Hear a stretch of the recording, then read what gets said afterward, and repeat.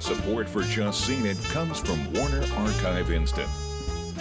Streaming hard-to-find movies and TV shows direct from the studio at WarnerArchiveInstant.com. Kimball Beauty, offering a complete line of hair care products, is a proud sponsor of Just Seen It. Great hair equals great confidence. Learn more at KimballBeauty.com. Support for Just Seen It comes from Weaver's Coffee and Tea, makers of hand-roasted artisan coffee and hand-blended tea. Learn more at weaverscoffee.com. On this episode of Just Seen It, we review the romantic comedy, Don John. JGL proves he's a true chameleon, not only a good actor, but a pretty good writer-director too. The animated sequel, Cloudy with a Chance of Meatballs 2. While this movie's clearly made for children, it has some really grown-up themes. The cross-country romantic comedy, Baggage Claim. This is the oldest rom-com premise. The woman looking for love everywhere but outside her front door. And the sci-fi thriller, Gravity. As far as space disasters go, Gravity is Apollo 13 on steroids. All right here on Just Seen It.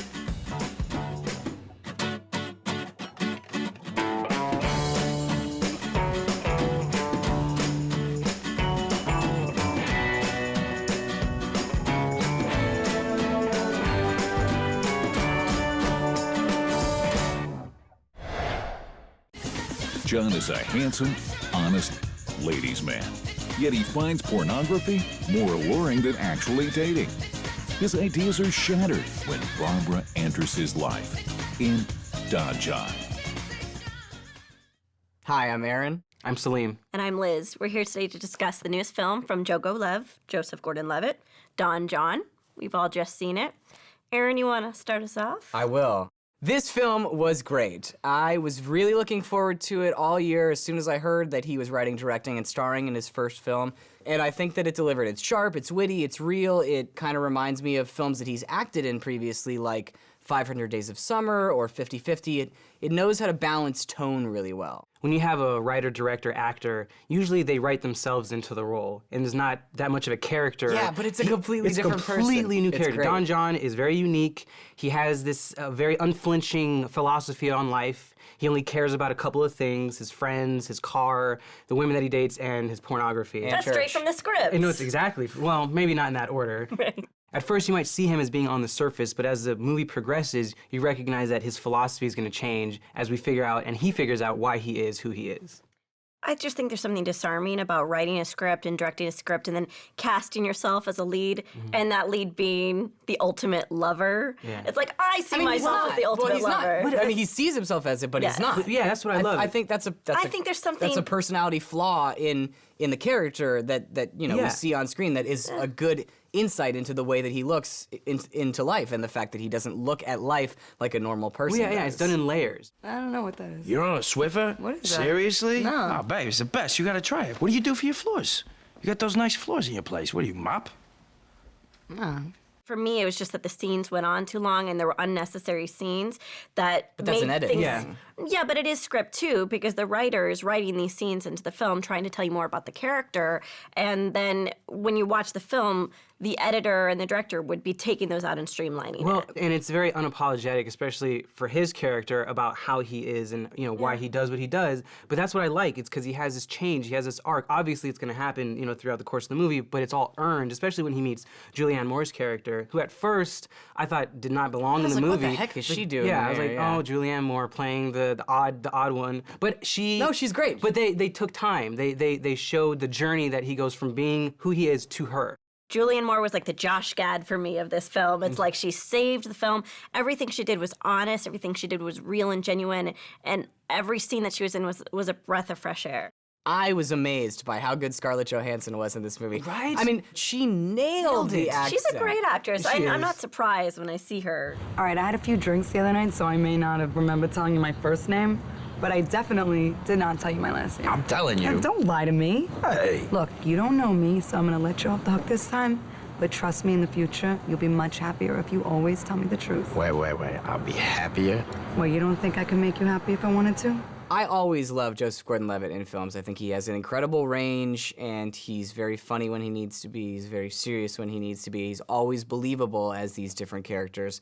And in this film especially, since he's playing such a drastically different character, you really see his range, and you see that he has the ability to not just be a character who's kind of a little bit like himself. For me, it's the confidence in the role. You know, he had to have a transformation, he had to get into the gym, he had to turn himself into Don John, and I think he is very adept at that. He's just trying to shed this boy wonder image, and it wasn't shed for me. It fell out of place. He'd always sit with his very good posture, and he acted like a meathead, and that bothered me. That's what he was. It was That's what his character no, was. but he's more than a Jersey Shore caricature. He should be a character. He should be fully fleshed, and to me, those stereotypes came to play more than they should have. I understand in terms of his visual style that he wants to display the monotony of John's life. Mm-hmm. There's several shots of him walking through the same hallway in the gym. Mm-hmm. And, I mean, I get the monotony, but I think it got just to be a little too repetitive until him and Scarlett Johansson's character walked down the hall. I just think Jogo-Lev shows his hand as a first-time filmmaker, and it's most evident in the fact that the tone is so inconsistent in the scenes between Scarlett Johansson and Joseph Gordon-Levitt, and then in the scenes between Julianne Moore and Joseph Gordon-Levitt. They just felt like two different movies. It wasn't everything that I wanted it to be, but it was a fantastic film, and it's a definite see it.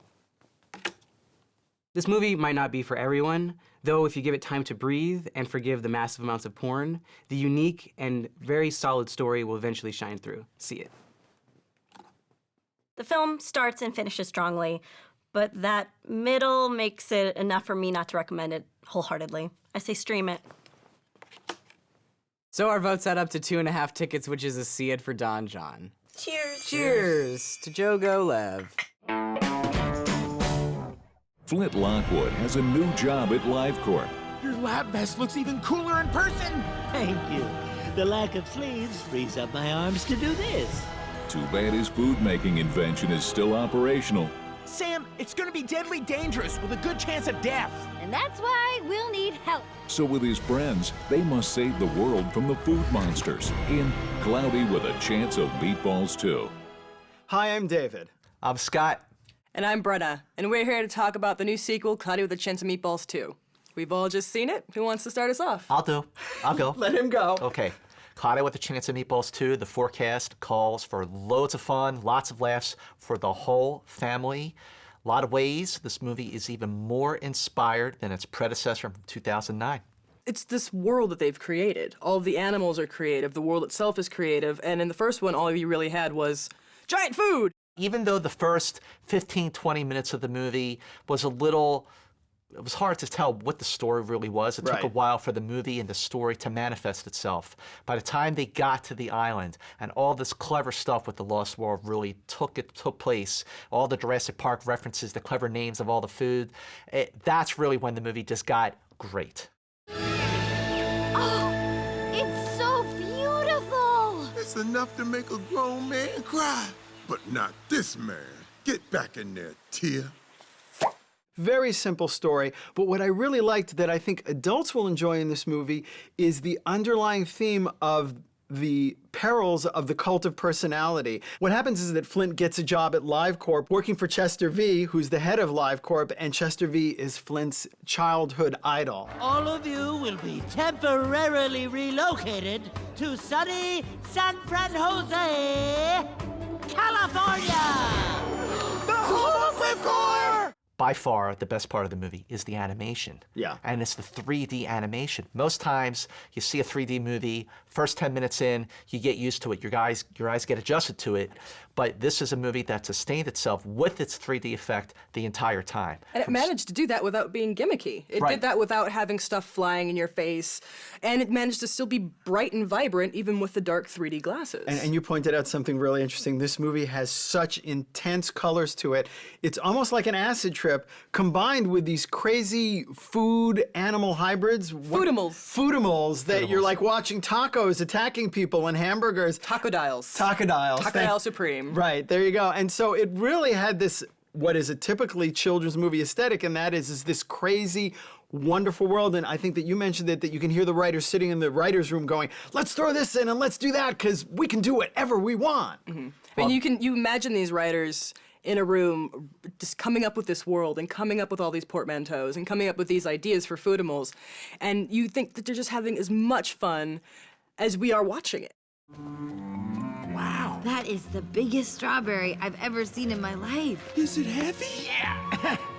But other than that, it looks like a perfectly normal, fresh, delicious strawberry.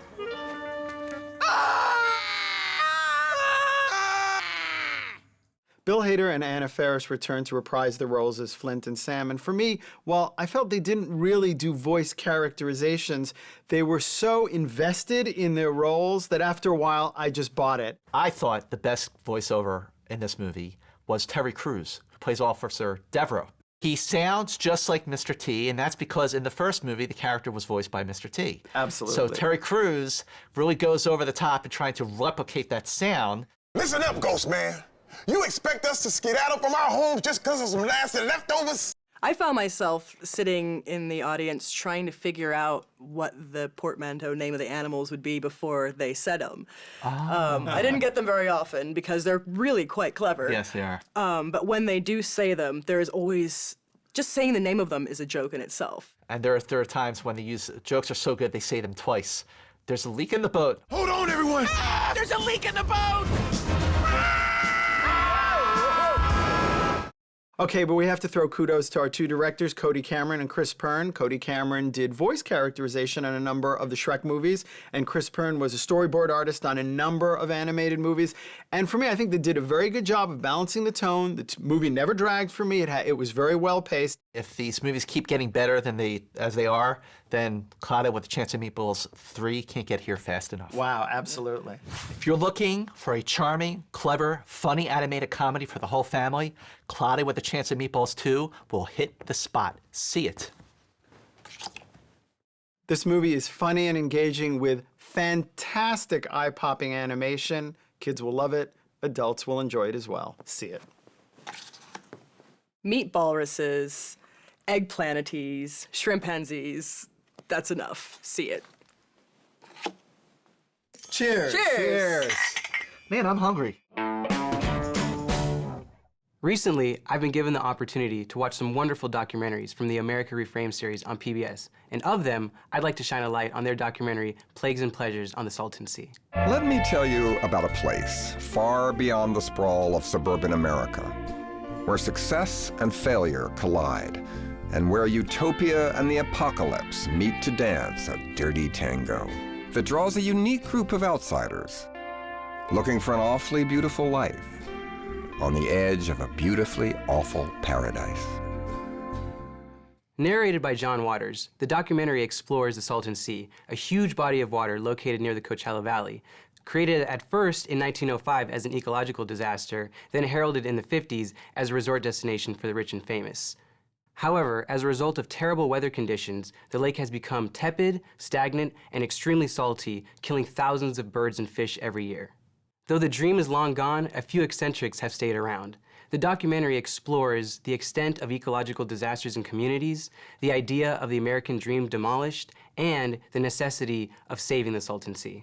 So check it out on your local PBS World channel.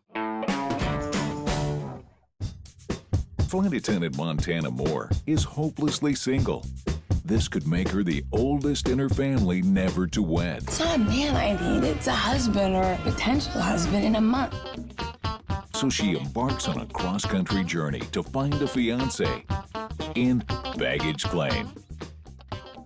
Hi, I'm Rachel. I'm Aaron. And I'm Brenna, and we're here to talk about the new romantic comedy, Baggage Claim. We've all just seen it. Who wants to start us off?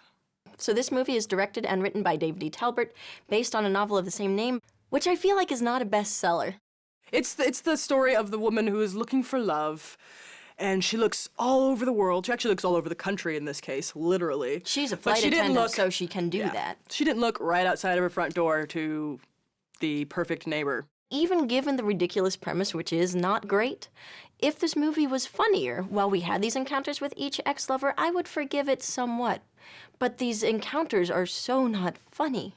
You're exactly right. I mean, Paula Patton's going from place to place with these different guys. We have like Taye Diggs, Jaimon Hansu, Trey Songz. They're all playing the various people that she's dated in her life that she still has on her phone for some reason. There's nothing that interesting about them. Instead, you just get a little bit of story about them, and it either results. Yeah, it either results. Cliche jokes like, "Oh, here's a black Republican. He's so And funny he because has a he does dog this, and he has a that he dog. trained to- It's a tiny dog. Pee on command with the worst sound effect of peeing ever. Yeah. If any of this film was surprising, if there were any twists that you didn't see coming a mile away, that would help the film. Out of all the performances, I liked that Adam Brody was able to play the gay sidekick without lisping once. Right. He avoided all stereotypes, except for, the wardrobe department didn't get that Oh, message he's the about most avoiding well-dressed stereotypes. gay best friend you'll see. But the way he plays the character is sort of like an actual person and not a walking And stereotype. that is the only thing I would say, is that, you know what? The acting is about as good as it could be considering how awful the writing is, but you cannot save a film that's just got bad characters, bad dialogue, and a bad premise. Paula Patton, the whole way through, does about as good a job as she can do given what she's working with. She's not the most gifted comedic actress, I'd give you that, but she's very likable. I like her as the lead role. It's a little strange that she's able to wake up at all times of day looking as amazing as Paula Patton does, but I mean... It's because this movie was directed by a man. Yeah, no, but I will, she hit every ridiculous plot twist that she had to do. She was able to contort herself to uphold the script as best as a person can, and for that, I do feel like she acted her butt off in this. I just wish it had been something better that she was given. Yeah, Paula Patton essentially has the straight person role to play in this film, so she can kind of see all the other characters that have various things about them to make them quirky or fun. Montana, does this single rose mean you're not single anymore? It's nothing. Listen, Cherie's fiance's taking us all out to dinner tonight. I'm borrowing those earrings I bought you for Christmas.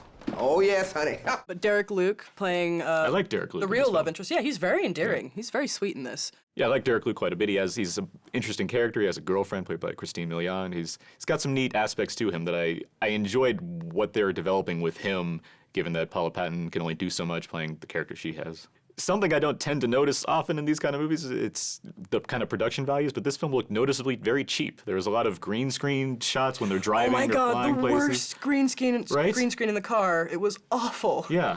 You could see the fuzz where they tried to blend the green. I haven't seen green screen that bad in a long time. It's not the kind of thing where you need to focus on, but at the same time, it's like if I'm being distracted by the movie because of the quality of the production, then that's obviously a problem.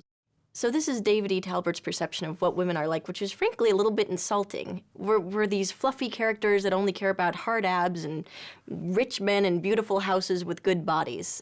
I don't know how fair that is, because she turns down all the people who fit that She description. does at the end, but that's the only thing that keeps us watching for the first hour and a half. Montana Moore. Eamon Diesel. Montana. Quentin. Montana. Langston. Montana. Curtis. It's basically like a Cinderella story for an 8-year-old, but they've decided it's now for adult women. Adult women. It's a fantasy. That's what the movie But is. it's a fantasy that's just got no grit. It's got no specificity. It doesn't, and there's movies that are similar to this that have like an all-black cast, and they're better written, or they're more entertaining, or they have characters that you appreciate more, so it And doesn't can matter that identify the with. stories are too cliched or not, because you're into what's going on here. It's like, yeah, okay, I like these people enough where it's like, all right, it's following a certain pattern, but it doesn't matter, I'm having a fun time. I can't say I had much of a fun time watching Baggage Claim that wasn't Except involved. to make fun of it. Yeah, exactly, an unintentional humor that I'm watching. And it just throughout makes the me movie. feel bad to make fun of it. I'm just like, oh. So few black movies get made. The fact that this is one of them is depressing. Skip it. This is a Cinderella story for a brainless woman. The writing is horrible, the characters aren't great, and the acting can't save it. Skip it. I've seen many better examples of rom-coms. You can carry on your luggage and walk past Baggage Claim. Skip it. Cheers! To better movies. Yeah, I'm gonna take the train. 2 astronauts are on assignment aboard the space shuttle. But a freak accident leaves one of them adrift in space. I'm losing visual of you. The two must work together to survive and find their way home in Gravity. Hi, I'm Salim. I'm Scott. And I'm Sean. We're going to launch into talking about Gravity, the new film from Alfonso Cuarón. We've all just seen it. Scott. I've just seen it twice now, and let me tell you something about Gravity. Holy moly, what a movie. Wow, and then some. One of the great trailblazers in Hollywood history. Up there with 2001, Star Wars, The Matrix, Avatar. The kind of movie that will keep you on the edge of your seat and say, how did they do that? The opening sequence, 10 minutes, uncut. It's like a dream. It's visceral. It's like nothing I've ever seen before in my life, and it looks real. Considering that this is all CGI and green screen for the most part, this movie looks like they're really in space. We're asking, how did this get done?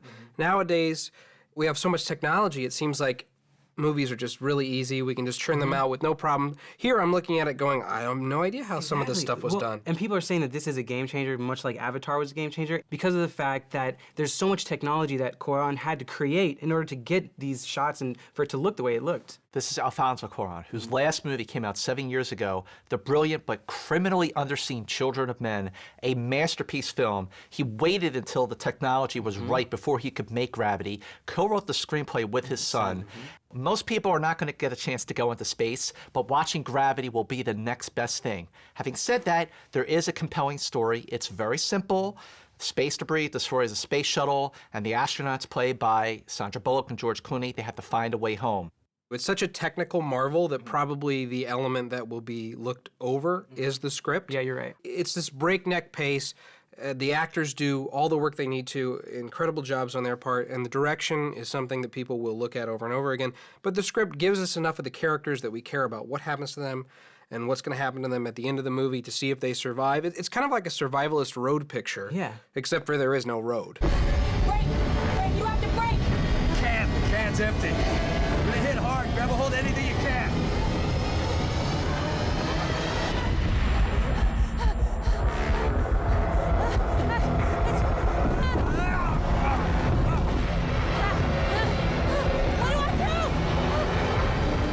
Sandra Bullock, Oscar winner for The Blind Side.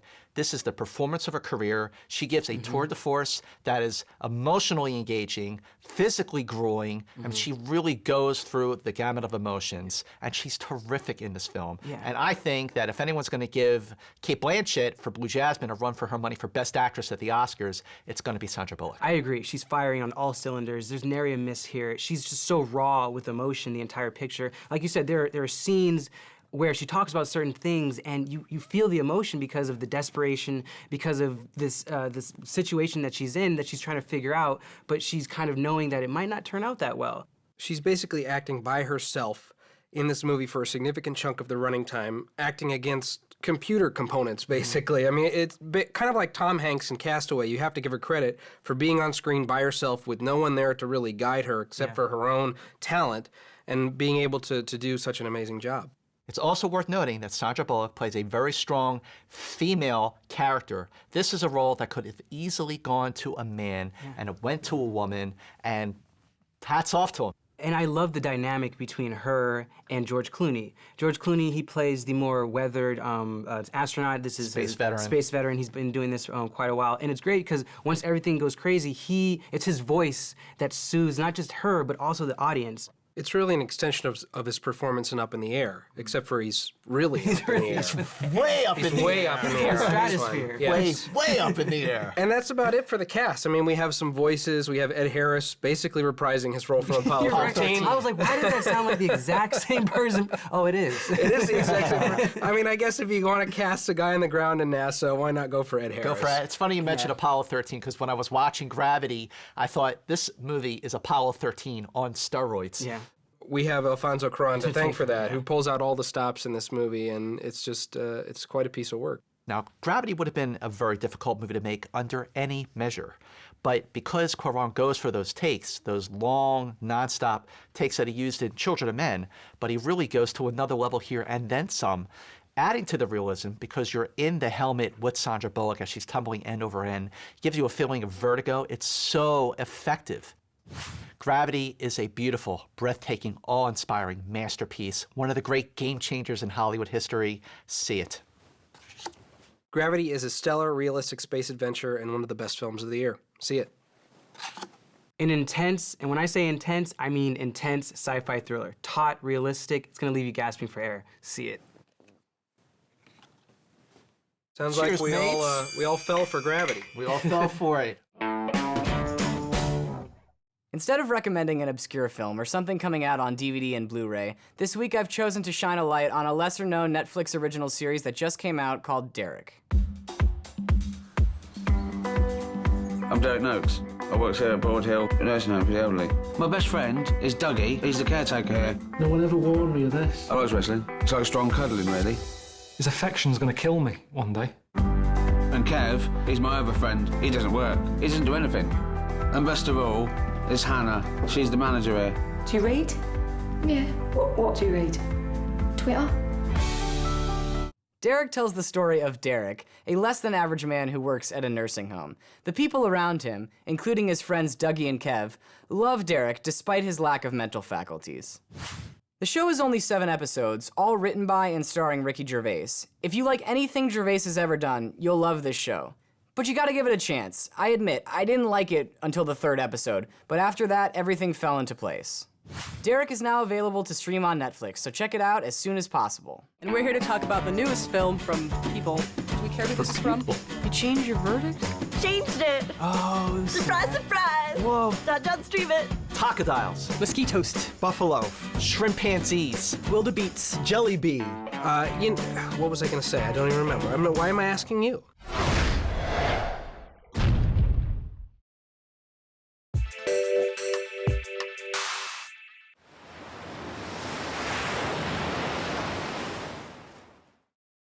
Kimball Beauty, offering a complete line of hair care products, is a proud sponsor of Just Seen It. Great hair equals great confidence.